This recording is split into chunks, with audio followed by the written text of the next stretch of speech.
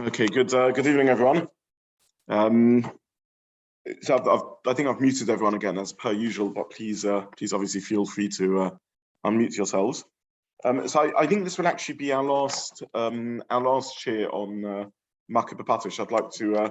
There's an infinite amount one could say, but I think we've sort of held on to the sugya for a long time, including over breaks. It's probably time to move on a little bit.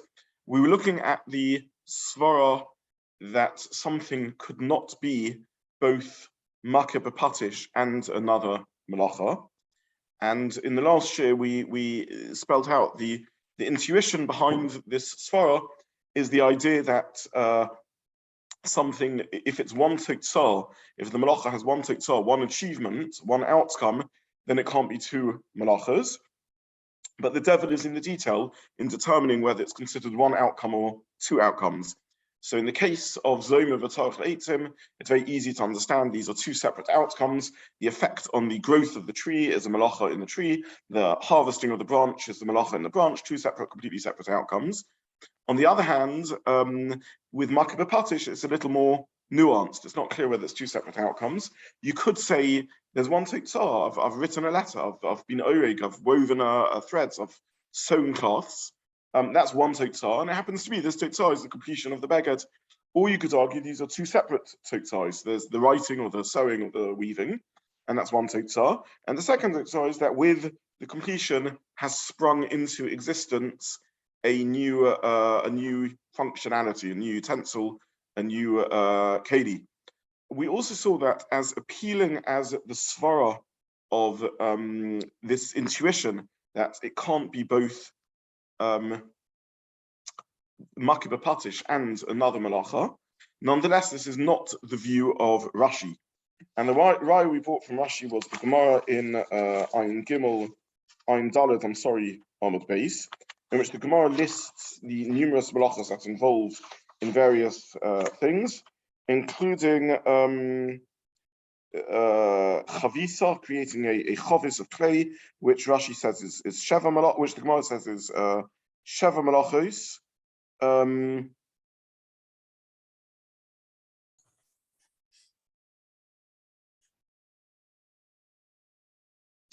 And a tanur, Rashi says is 8 melachas.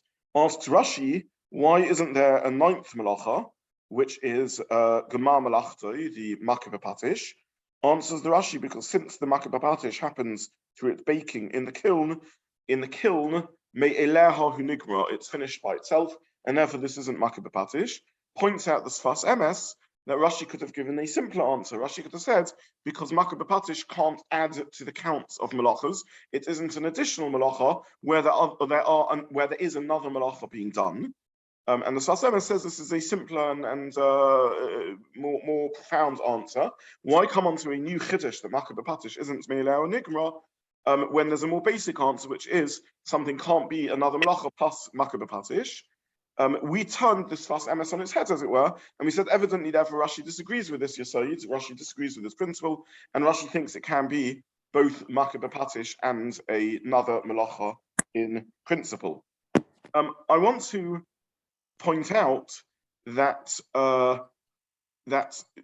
Rishonim that we have seen all accord with this. So the Meiri, who asks the question that we really began our analysis of Makkeh BePatish with, the Meiri on Daf Kuf Daled, in which he says that every time you finish something off, it should be Makkeh BePatish. And the Meiri answered, he says every time you finish weaving a garment, it should be also Makkeh BePatish, etc. And the Meiri answered based on that a yesod, a principle that Makkeh BePatish is not a melacha when you are completing something. It's only once it is completed and you're doing a melacha in a completed item where you are simply being masakein, fixing up the incomplete item. Evidently, the Meiri holds that it can be, were it not for this answer, it could be both Makkeh BePatish and another melacha. So the Meiri disagrees with this klal, and the Meiri holds that something can be both Makkeh BePatish and another melacha. Similarly, the Ran disagrees with this principle, and I think in the last year I didn't spell this out. And here I will remind you a bit of Chazorah of a sugya earlier on Ayin Hey on the base. So the Gemara on Ayin Hey on the base said that Masechet as Evan chayav mishum Makkeh BePatish. What's Masechet as Evan? So Rashi said it's machlik the Evan, it's smoothing the stone. Asks Tosfos, why are you not chayav mishum Chatich and Memachik for cutting and to size and smoothing? Answers Tosfos, it must be that this is talking about a stone. This is Tosfos Divrei Maskil V'Masases, which is already murabas and mutzakenes, it's already complete. And all you do is you're miyapa, so you beautify it by making lines in it. And therefore, this is Makkeh BePatish and no other melacha. This is what Tosfos says. So I just want to remind you, if we the run that we saw at the time, the run says he doesn't think this is a good question. Maybe it's also Makkeh, it's also other melachos. When the Gemara says that Masechet is Evan chayav mishum Makkeh BePatish, all it's being mechatish is that you're also chayav for Makkeh BePatish. But enochanami, if it's also mechatich and memachik, who cares? This was one of the answers of the run. Now, the run is open to the idea that it's two melachos. So what we've seen is that Rashi doesn't hold to this svara, the Meiri doesn't hold to this svara, and the run doesn't hold to this svara. All of them hold it can be Makkeh BePatish and another melacha, not like this intuition that we had that this is impossible. In fact, I couldn't find. Sorry. Yes. We were just talking in our Chavruta. Could you not read the Meiri differently, and basically read it as him saying, if you don't say like my svara, then you're left with saying that you could have both melachas at the same time, which is ridiculous, and therefore he holds that you can't have them both at the same time. If the Meiri held that it's ridiculous misvara, in other words, it can't be, it fundamentally can't be, as a matter of halachic principle, then that would answer the question. The reason it's not both melachas at the same time is because it doesn't make sense to be the same time. The Meiri isn't willing to accept the possibility that it's both melachas because he says this is sosum in the Gemara. No one ever mentioned such a thing. Therefore, I have to come up with a new svara why every time you complete being orig a beged, or you complete writing a letter, the Gemara says that if you kosef ois achas, you write just one letter. Normally with melachas kasiva, you have to write two letters because it's only with two letters that you have something of chashivus enough, significant enough for kosef. The Gemara says that if you write one letter and it's the ends of the sefer, then that's also chayiv for kosef. Ask the Meiri, why did the Gemara forget to mention that in addition, it's also Makkeh BePatish? So the Meiri's raya isn't from logic or svara. The Meiri's raya is just because it's sosum. The Gemara never mentions that it's two melachas. If the Meiri held there was a svara that it can't be two melachas, then he doesn't have to invent a new principle. The svara is the answer. The ridiculousness is the answer to the question. If it's inconceivable misvara for something to be two melachas at the same, to be both Makkeh BePatish and another melacha at the same time, because all you've done is one tzitzah, then the Meiri should have said that would answer the Meiri's question, because the answer to the question why it's not Makkeh BePatish is because it's another melacha. So I couldn't find a Rishon that actually said this svara. It's not the Ran, it's not the Meiri, and it's not the Rashi. And to the best of my knowledge, it's not any Rishon. Very interesting. The svara that we took on is quite intuitive. Turns out not really to have a sound makor in any of the sugyas. The only possible makor for this svara is the fascinating Yerushalmi. And I want to spend a little bit of time on this Yerushalmi because it's a very important Maramakim. The Yerushalmi says that Rabbi Yochanan and Reish Lakish often have a bahada pirkot lashin in a plug. So the first thing to note in Yerushalmi is if we think we're going slowly in our chaburah, Reish Lakish and Rabbi Yochanan spent 3.5 years on this perek. So we haven't spent too long. Having said that, they were more successful than us in their learning of the sugya, because Afgun Minei Abon Chasachas told us Kol Chada Chada. For each of the Lamed Tes Melachos, they found Lamed Tes told us. Mand Ashkechun Mismech Samchun. Any told us that they found where they could find, they were masmichet, they leaned it against, they attached it, they drew it close to one of the others. Any malach told us which they couldn't find and attach to others, they attached and lent on Makkeh BePatish. So there's an enormous amount of fascinating things to say in this Yerushalmi.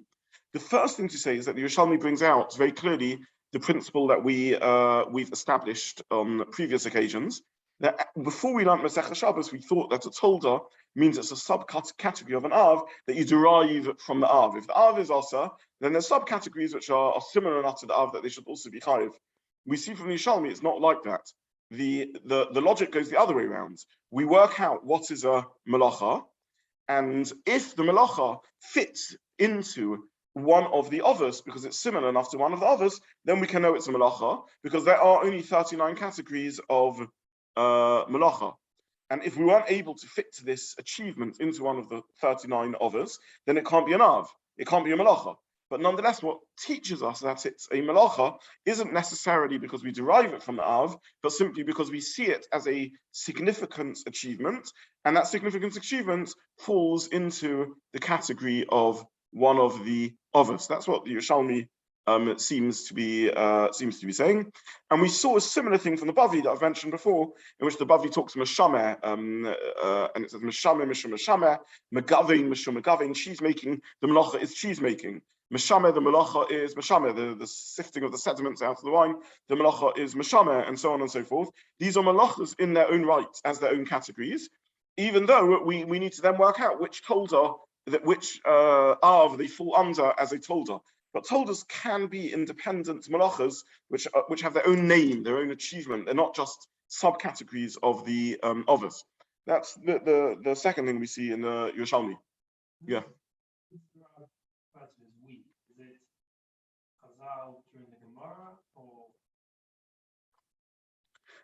So Asher is now asking the question: who is the we who determines this? Is this Chazal in the Gemara, or is this anyone else?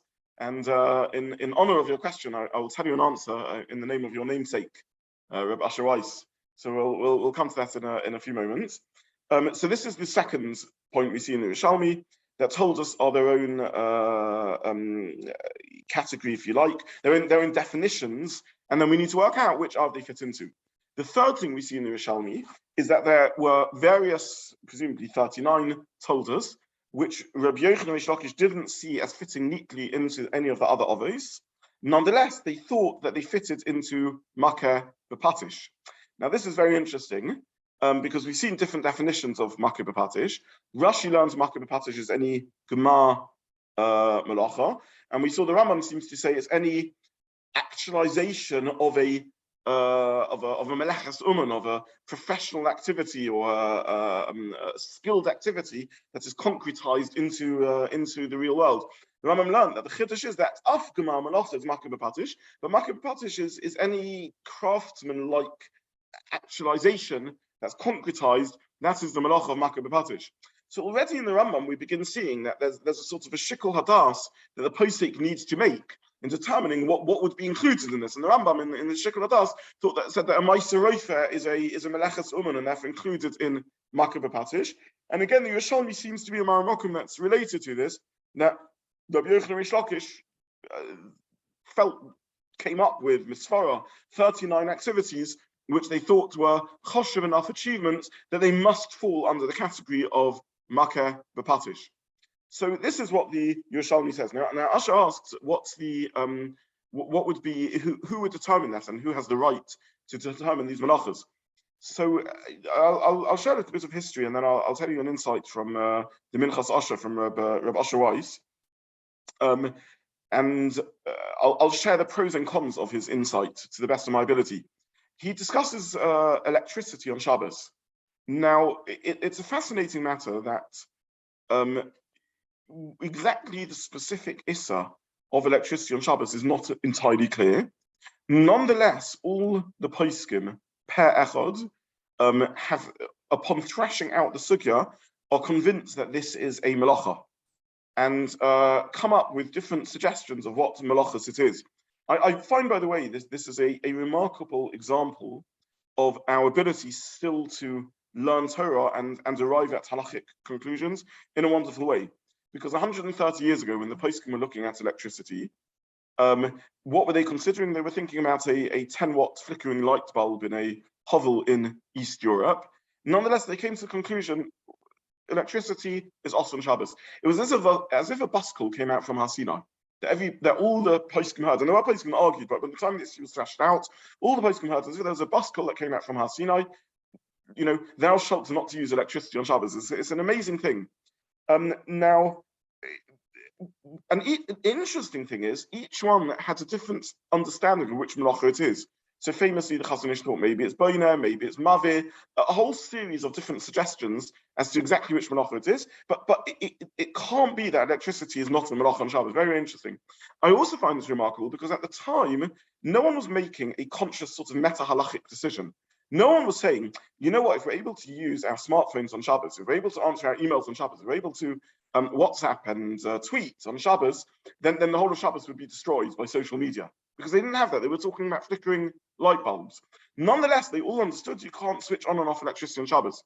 120 years later, we look back on that with wonder, because it's clear to us in 2022 that Shabbos is only Shabbos because of the non-use of electricity. If we were able to email and tweet and WhatsApp and phone and everything else, Shabbos wouldn't be Shabbos. But no, there was no meta-halachic vision that we need to ban electricity because Shabbos has to be an electronic detox, otherwise it wouldn't work.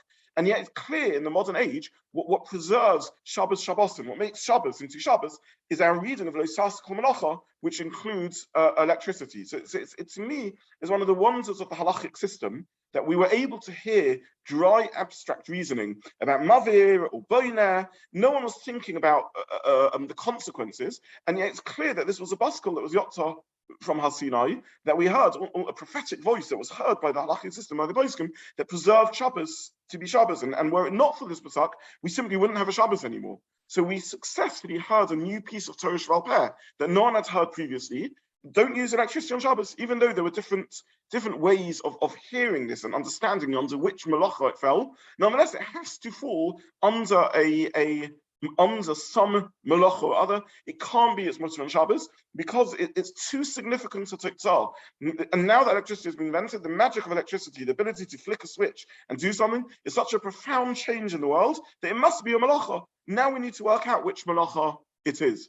So this is, to my mind, first of all, just a remarkable demonstration of how halacha still works today. That the Gedolei HaPoskim were able to still hear the Dvar Hashem and arrive at a halachic conclusion, which clearly is sacrosanct, is vital to the preservation of Shabbos. Now, I long had this thought, and there's a tshuva of Rabbi Zobin in which he explicitly links it to this Yerushalmi. And what the poskim 120 years ago perhaps did subconsciously or only through learning the sugya, he spells out sort of consciously. And he said he's willing to say this as conscious svara, as it were, as a clear svara. He says it can't be that electricity isn't a melacha. It's too significant an outcome. It must be it's a melacha. We still have the ability to say with certainty that something is its own shame tolda, its own defined tolda, not just deriving it from the others. And if I'm not sure which others fall under, the answer is Makkeh BePatish. So he is convinced that electricity on Shabbos is awesome in HaTorah because of Makkeh BePatish. He says this falls under the category of Makkeh BePatish as per this Yerushalmi. Now Rabbi Zobin is he's a different poskim with different svaras and different sense of themselves and their ability to be mechadish. There are more cautious poskim, more confident poskim that are more willing to rely on intuition, poskim that needs everything rigorously supported by raya and proof. Rabbi Zobin, for better or for worse, some people like this about him, some people don't like this about him, but he's a very self-confident posik, the Minchas Asher, and secondly, he's very happy to rely on intuition. If you read his teshuvos again and again, he will say things that, Libi Omeli, my heart tells me, and yes, Libby is like this and so on. So he's a posik, he's quite happy to openly rely on sort of halachic intuition, and other poskim were less happy to rely on this. This is some of the divides in halacha between the style of Lithuanian poskim and Polish poskim and Hasidic poskim and so on. He comes from a sort of Masorah and halacha in which he's more self-confident than perhaps many other poskim and more willing to rely on intuition. And this is a tshuva where he spells out his intuition openly. He says it can't be that electricity is not a melacha, it must be a melacha. He's willing to say, as it were, that this is equivalent to that which Rabbi Yochanan Reish Lakish did of determining that something must be melacha. It's too significant an outcome not to be melacha, and now we'll have to plug it in and make it into a tolda of Makkeh BePatish. So in answer, therefore, to your question, who can do this? He at least is of the opinion that even in 2020 we're allowed to at least a posik who has a competent enough grasp of Torah is entitled to do this. So this is the Yerushalmi. And a point I wanted to bring out from the Yerushalmi. I want to try and make, still in a rush, two more points before we run out of time today. And as I mentioned earlier, I hope this will be the last share on. I mean, I hope Mitzvah Hashem will learn many more times Makkeh BePatish, but for now, this will be our last share on Makkeh BePatish because we spent quite a long time in this. The Rashi that I mentioned on Ayin Daled Amud Beis established as a yesod that it can't be the melachot of Makkeh BePatish if you bake this clay tanur in the oven, because it is a me'elahu nigma, it's finished by itself. Now, a me'elahu nigma is not a principle in all melachos of Shabbos to bar them, to exclude them from being melachos. For example, afiyah or bishul are identical. When you bake or cook something, you put it on the flame or you put it in the oven, and me'elahu nigma, it's completed by itself. It gets baked by itself. So why is it that with Makkeh BePatish, this is a reason it can't be a melacha, and with other melachas, it can be a melacha? Now, one could come up with nitty-gritty differences, which I'm not sure are completely convincing. With bishul, for example, it's true that after I put it on the flame, it may take 20 minutes for it to become cooked enough to cross the threshold, let's say, of Machal ben Jasoi, and to make me chayiv on Shabbos. Or with baking, it may take time for it to happen. So you could perhaps argue that, in truth, this is a rule that applies to all melachas, that it's not sufficient for the melacha to happen a while after I do it. It has to happen immediately as a result of my action. And the fact that it takes time to happen with bishul and afiyah isn't a problem because the process starts immediately. The issue with Makkeh BePatish is maybe that nothing happens till it's complete. Because when it comes to afiyah or bishul, the baking crosses a threshold maybe 20 minutes later. However, the process of it becoming baked or cooked is ongoing from the moment I put it into the oven. Another melacha that we can compare to, because afiyah and bishul is not so clear cut exactly how it works, is tzeveya. So tzeveya is another example in which the ink, the dye, only becomes fast on the garment, attached to the garment, after a certain amount of time has passed. So there are melachas which a certain amount of time has to pass before the melacha takes effect. I'm not going to give you a tour of all melachas Shabbos. Zereya, one might also be tempted to put in this category. You put the seeds in the ground, and nonetheless it takes a while to germinate. Having said that, the issue with Zereya is it probably only germinates a few days after. It takes a few days for the seed to germinate. It doesn't even happen on Shabbos. So the melach of Zereya might not be engendering the germination of the seeds. It might be putting the seeds in the soil such that it's now in an environment where it will germinate. Whereas with bishul, that isn't the case. If I put something on the flame on Shabbos and a quarter of an hour later I take it off before it's cooked, I have saved myself from the melacha, because it's only the melacha when it actually gets baked or cooked. And the place can discuss, for example, if I put something on the flame on Shabbos, 10 minutes before the end of Shabbos, and it will take 20 minutes to get cooked, whether I'll be chayiv or not. There's a Gemara at the beginning of Shabbos in which the Gemara discusses whether chatei, whether you can sin in order to save someone else from sin.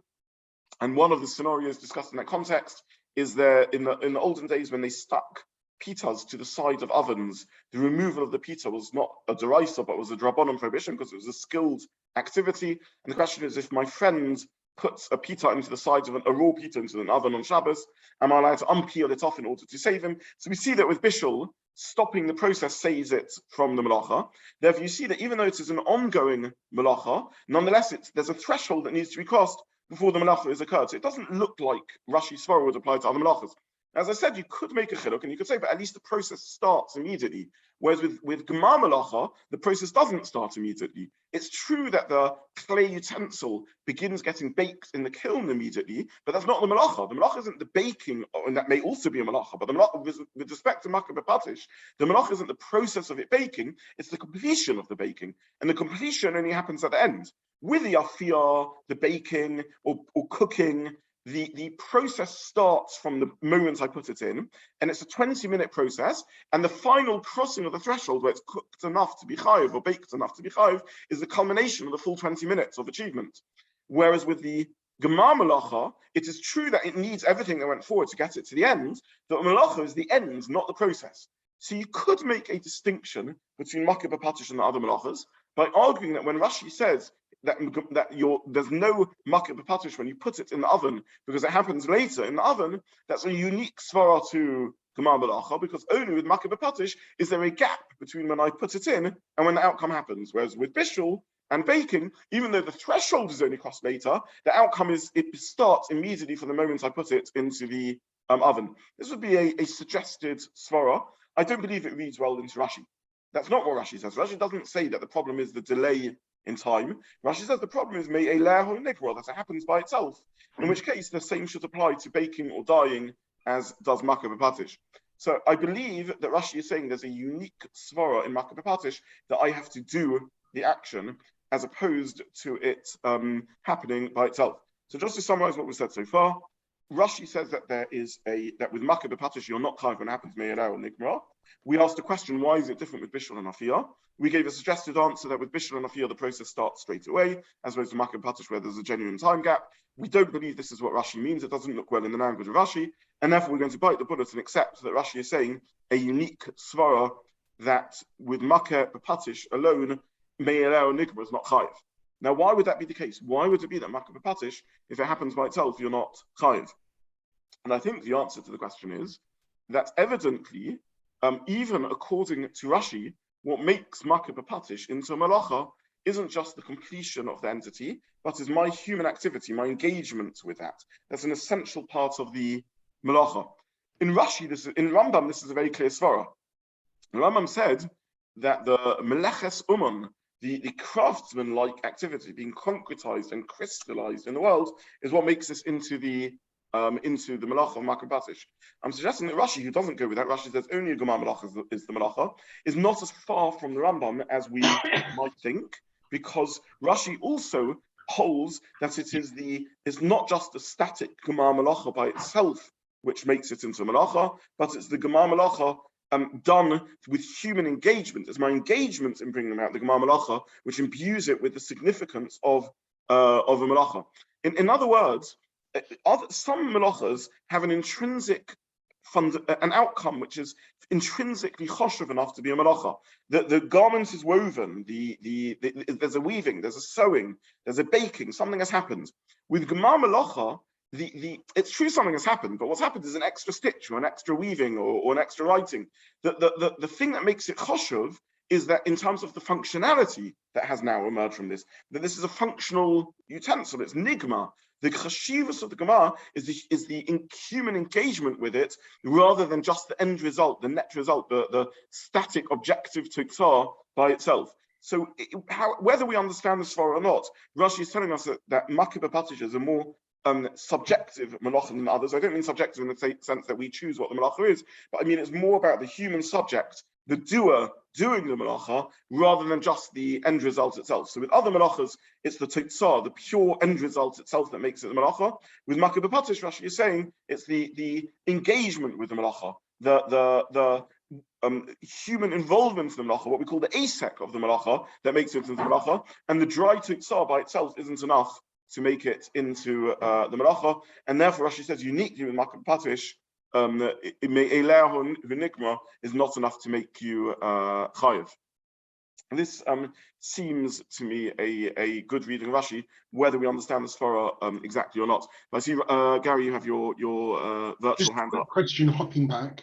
The Yerushalmi that we referred to, is that compatible with Rav Avraham ben Maimon's view, or about, we've got this collection of things we know hot that we call a tolda, and we try and work out which to connect them to. Yeah, thank you for mentioning Rabbi Zobin and Rambam, and I probably should have mentioned that, so that this is an apt mention. I think it's exactly compatible. I'm not saying they're identical opinions. You could distinguish between the two, but they're definitely along the same line of thinking. Just to remind everyone, what Rabbi ben Rambam said, the Rambam was challenged by his critics, who said, how can it be that cholev is a tolda of dosh, and dosh is only with gedolei karka, and cholev is not with gedolei karka? Answered Rabbi Zobin and Rambam, I don't understand what you mean. Cholev is a tolda, it's not the av. No one ever said that cholev is dosh. All we said is that cholev is a tolda of dosh. Dosh has the rule of only gedolei karka, things that grow from the ground. Cholev doesn't have the rule of gedolei karka. It's a different melachot. It's the melachot of cholev, which is the told of Dosh. So absolutely right, Gary. We said in that exactly the same svara as the Yishamin. Thank you for mentioning this. That Rabbi Zobin and Rambam is telling us the same thing. That a tolda is a tolda and an av is an av. They have different shay melacha. There's a shay melacha of cholev. There's a shay melacha of dosh, and there's rules that can apply to dosh that don't apply to cholev, and there's rules that can apply to cholev that don't apply to dosh. The fact that one's an av and one's a tolda doesn't mean you can translate, slide across from one to the other halachic principles. That was the idea of Rabbi Zobin and Rambam. So thank you for Gary. Absolutely a good comparison. I see we've run out of time and have not managed to finish some of the crucial points I wanted to say on Makkeh BePatish. So in Mitzvah Hashem on Sunday, we will genuinely have the final share, the Makkeh BePatish on the sugya of Makkeh BePatish, and then we will, in Mitzvah Hashem on next Tuesday, start a new sugya. So use Sunday just to finish off any of the other Americans having to finish the sugya. Mitzvah Hashem Sunday, I'll give a share just to finish off this topic, and then we'll we absolutely have to on Tuesday move on to a new sugya. So I wish everyone a good evening. Thank you. Thank you. Thank you.